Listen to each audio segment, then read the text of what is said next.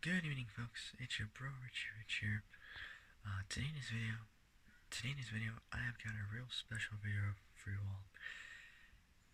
Today, I am going to be talking to you about most of the cars from one special book. Now, I don't normally on this channel do topics about cars from books and all that stuff. Because usually I wouldn't have many books about cars and all that kind of stuff, and like facts about them. But I technically do, because a few years ago, I actually bought myself a book. It was, it was like 2018, 2019, somewhere around there. I can't remember, something like that. Um, and this book was pretty good, actually, considering it had a lot of stuff of some really good cars that I quite like, which are pretty damn cool. There was not many, like, JDM cars, because this is a book about supercars, not like, muscle cars, tuner cars, well, it had exotics. It wasn't about, like, tuner cars, muscle cars, sports cars, all that kind of stuff. But, in reality, it did kind of have some sports cars into it, but I'll explain to you after I show you guys the book I'm talking about. Today I'm talking about this book. It is called Evo Supercars. Behind the wheel of the greatest cars of all time. It is for the 100 cars both tried and tested. So here it is. This is the book I'm talking about. Now, this book was pretty cool when I first got it. It cost me 10 coin. Pretty cheap for a book like this, and even has some facts about it. As it says, the final word on the greatest supercars ever made, direct from the driver's seat, and it's got some facts onto it actually. So it says supercars are the stuff of childhood dreams, which is true. A unique mix of speed, design, and technology, the perfect blend of both power and beauty. The experts at Evo magazine assemble 100 of the greatest supercars of all time, from the red-blooded Ferraris of the 60s to the technical perfection of the very latest McLarens, accompanied by jaw-dropping photography, performance stats, and technical specifications throughout. Evo Supercars is a distillation of many thousands of miles on both tracks and roads around the world. A roll call of motoring excellence in every single one, both tried and tested. We've got more on the back. Evo magazine was formed in 1998. Was it 1998? I'll say this for last, if I'll remember it. So, sorry, spoke too soon, I apologize. And so, today I'm going to talk about every car on the list on this book, actually. So far there is, up until 2014, that was the last year, that the supercars were there, before this book was even released back next year, in 2015. So this is going to be from 1966 all the way to 2014. So, before I get started, make sure you all like the video, subscribe, comment down below what you guys think, hit the notification bell, and hit all so you're alerted of when I make brand new uploads. Alright, so it's over 4 minutes, so without any further ado, let's get cracking. So the first car I'm going to start off with, but before I do, I'm going to start off with the introduction. So let's begin. So, introduction. Supercars, so this is all true facts. Supercars appeal to the childhood in every car enthusiast. This is true fact. Their detractors say they're no longer relevant, but that misses the point. Real supercars are, and have always been, the stuff of dreams. Always have and always will be, said the stuff of dreams. Boasting both boasting exotic names, boasting both exotic names and outlandish detailing, impossibly low, impossibly low shapes that hug the ground and scythe the air, stupendous engines with many cylinders and vast power outputs, and top speeds that rival those of light aircraft.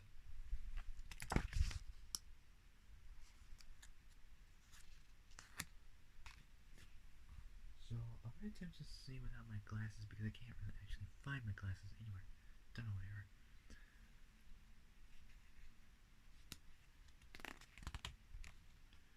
So got more facts on it before we get to the very first car that started it all in the first place. So this is gonna be pretty damn cool. So let's start. So ever since the early 1970s, commentators have been writing obituaries for the supercar. Back then, it was a series of fuel crises that threatened to render the species extinct. More recently, tightening emissions, so both tightening emissions regulations and even more tightening emissions regulations and even more crowded roads have seemed certain to many to make these ultra high performance cars obsolete. And yet they're still very much with us. Engineers, aerodynamic, aerodynamicists, the people who do like aerodynamics, and stylists, the people who do the styling of cars, keep coming up with yet more ingenious ways to reignite our fascination with these incredible machines, to make them even more extreme and even more extreme, powerful, faster, but also lighter, smarter, greener, and greener, not as in like the color, but like in the environment way, technically. Not many of us are interested in the environment for cars these days. I'll admit I'm not really that much, but well, we have to do what we can to save the planet, really. So smarter and greener. Take the latest generation of hybrid-powered hypercars, such as the Porsche's 918 Spider, like the Porsche 918 Spider, McLaren P1, and the LaFerrari. Combine high-revving petrol engines with electric motors to provide a combination of both searing performance and low emission. So searing performance and low emissions that's every bit as exciting as anything that's gone before. It's the latest chapter in an thrilling and enthralling story that goes right back to the late 1960s when Lamborghini wrapped what appears to be a race car with a mid-mounted V12 in a shape so dreamy, so low and wide, so fabulously exotic that none of the usual superlatives seemed adequate, and so with the Miura, the supercar was born. So, but without the Miura, nothing would technically be possible, or even the same, because without the Miura, supercars would have never existed at that kind of point. all thanks to Lamborghini, because they started off the supercar franchise back in the late 60s, in like 1967, with the Miura actually. Pretty cool. So Lambo, thank you so much. You guys are brilliant. In the 5 decades, so 50 years that have followed, it has evolved almost out of recognition, and yet a supercar's power to stop bystanders in their tracks, to slackening jaws, to bring out the inner child, is as strong as ever. You can't really see that well because of the lighting. So is as strong as ever. This book traces that evolution and celebrates the enduring appeal of the supercar, choosing our 100 favorite examples. So 100 favorite examples inevitably meant emissions, like all emissions. It's without the E, but it's like saying emissions, but taking out the E and putting the O into it. So all emissions, some of which may prove to be continuous. So how do we choose? The easiest selections were the machines that stretched the boundaries of road car performance, such as the Ferrari Daytona, 911 Turbo, 959, F40, F1 from McLaren, and the Bugatti Veyron. So Ferrari Daytona, Porsche 911, so Ferrari Daytona, Porsche 911 Turbo, Porsche 959, Ferrari F40, McLaren F1, and the Bugatti Veyron. But almost as many as here are here for their concept car looks, and some for their sheer craziness. Who couldn't love a car with a transversely mounted 16-cylinder engine like the Zeta? Not sure what car it is, but I'll find something about that in this book probably. Usually it was a combination of two or more of these factors. We decided that it wasn't enough simply for a car to be dazzlingly fast. Today's Nissan GTR, for example, is both a shockingly rapid and capable machine. It's a capable machine, but it doesn't have the wow factor of a Lambo. True supercars get even non-car geeks. So non-car geeks like non-car enthusiasts, both pointing and staring. It's also important to remember that performance can't be judged in terms of absolutes. It has to be set in the context of the time the car was produced. For example, a Ferrari 308's 0 to 60 time of 6. So for example, a Ferrari 308's 0 to 60 time of 6.7 seconds. So 0 to 60 of 6.7 seconds is nothing special today. Indeed, many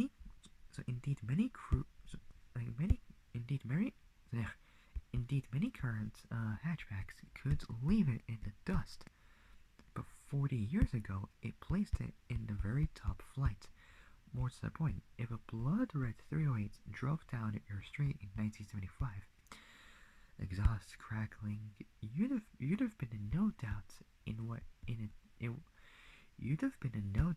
it was in a different league from any contemporary sports car. Even with our favorite supercars, there wasn't the space to include every variant. We've tended to ignore the convertible versions, and as a general rule, we've stuck to the landmark models, the ones that blew us away at the time, the ones that offered something new and moved the game on. And how it's moved on? Today, the minimum entry requirement for the supercar clubs a 200-mile-an-hour top speed.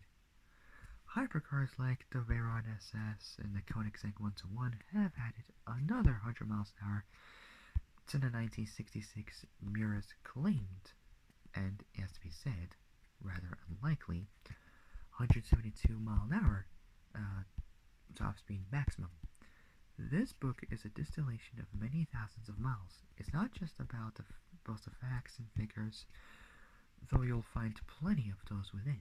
It's about both the emotion and excitement, both the thrill and the challenge of driving these fabulous, otherworldly machines. We hope you enjoy the ride. Hell yeah, I'll enjoy that ride. Heck yeah, let's start off with the very first one, actually, which started it all off, actually. And yep, you guessed it. So the first car on the list is the mighty 1966 Lamborghini Miura, the very first supercar that started it all off in the first place. During the mid-late 60s it was. Super cool car. So we got like this quote and like the specifications and the story of it. So let's do it. So the 1966 Lamborghini Miura. The Miura was so fabulously beautiful, so low, so unfeasibly fast and exotic that it created a whole new genre, the supercar. Okay, specifications. So for specifications, it's not normally what I would do, but it's somewhat similar to what I did before in the past. It shows like the year it was produced, from when I started, when I finished, engine, max horsepower and torque, 0 to 60, top speed, price when it was new and when it was till today. For some reason it doesn't show the Newton meters of torques, but never know what it would be like. But if you wish, you can like figure out the torque specifications in like both. I'll say it in pound feet because it actually has it. But if you want, you can do a calculation of that in Newton meters. You can make a note of that just in case. So let's start it off. So before I start, make sure you'll like the video, subscribe, comment down below what you guys think, hit the notification bell, and hit all so you're notified when I make brand new uploads.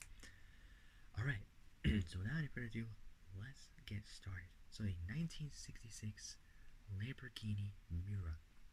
Here we go. I've done a Miura before, back in the past, but this one's got a bit more to it than that. So, the Miura was so fabulously beautiful, so low, so unfeasibly fast and exotic that it created a whole new genre, the supercar.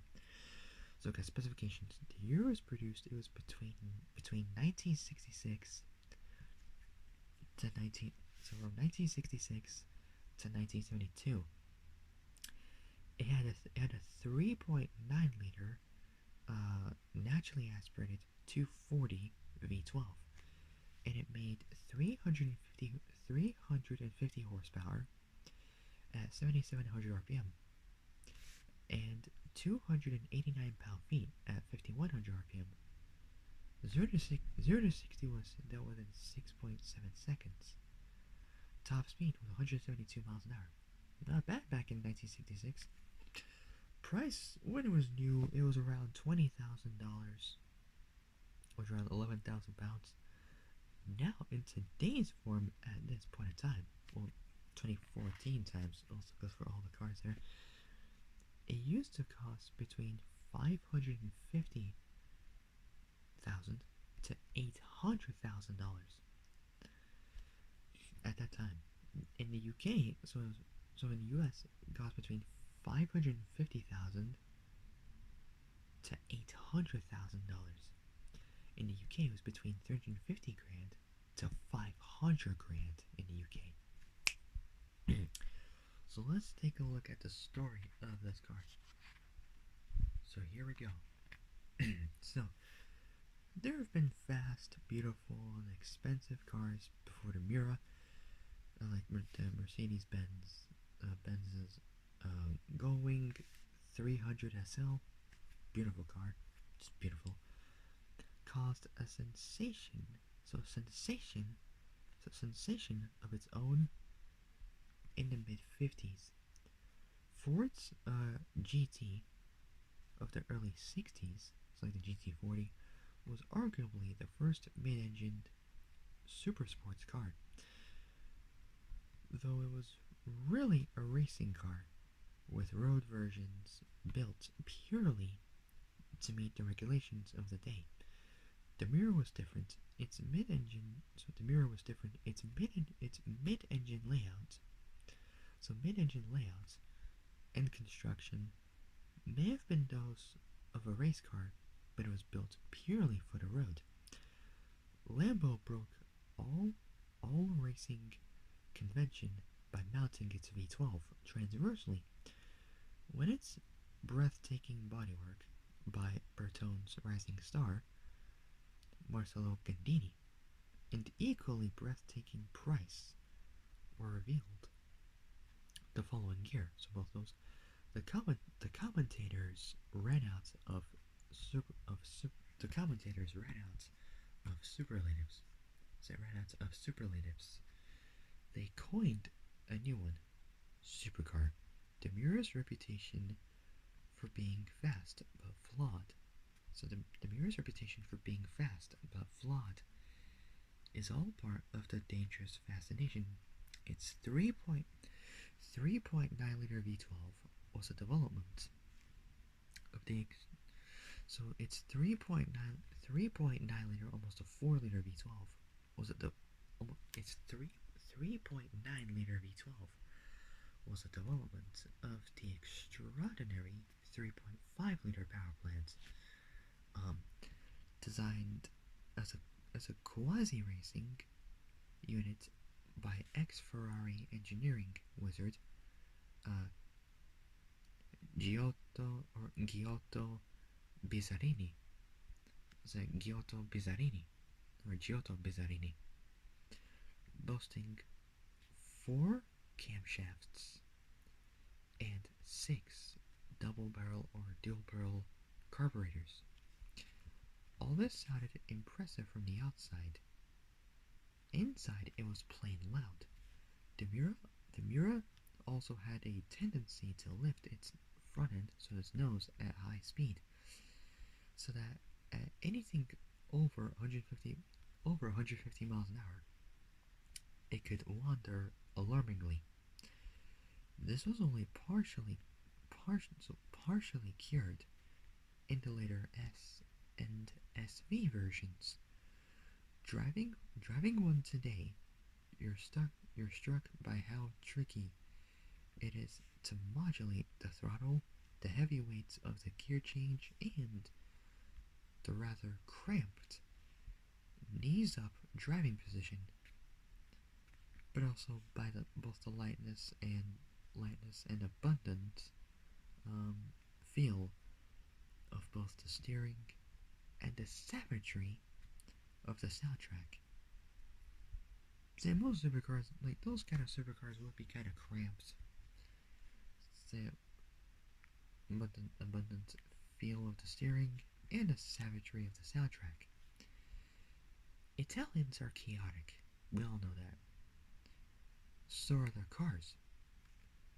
They also know what the magic of driving is and how to make it. Last part, and I'll end it there for now. In the end, almost last part, so seconds less. So in the end, that's all that matters. So last part, and I'll end it there. Almost half a century later. It's almost half a century later. The Miura remains arguably the sexiest car ever made. That last part kind of got to me, but kind of cringe. But it is true, one of the sexiest cars in the world. Like literally one of the best, beautiful cars in the world. Because it really started off this whole supercar genre scheme. It was like how it was started and how it is now to this day. Like evolved 60 or so years later. Supercars are becoming electric-wise, and I know it's not really ideal, but it is what it is, really. I mean, we all wish we could go back to internal combustion engines. In many ways we want, but I mean, I do as well. But they do cause problems with pollution and emissions and environment and all that kind of stuff. Not really interesting, but we gotta do what we gotta do to save the planet as much as we can. But what can we do? Okay, for my next one will be about another car from Italy, and it is pretty much a little bit different to what it is. Still same from the late 60s it was. And we got more cars on the list from the late 60s, so I'll see how much I can do. Alright, so that's gonna wrap it up for now. If you guys like this video, like and subscribe, comment down below what you guys think, hit the notification bell, and hit all so you're alerted of when I make brand new uploads. Alright, so back a little later. I'll see you guys in a bit for the next video, but until then, stay safe, have a great evening, and have a great day tomorrow morning, and I'll see you guys a little bit later for the next video. So take care folks, stay safe out there, and I'll see you guys a little later. Peace out.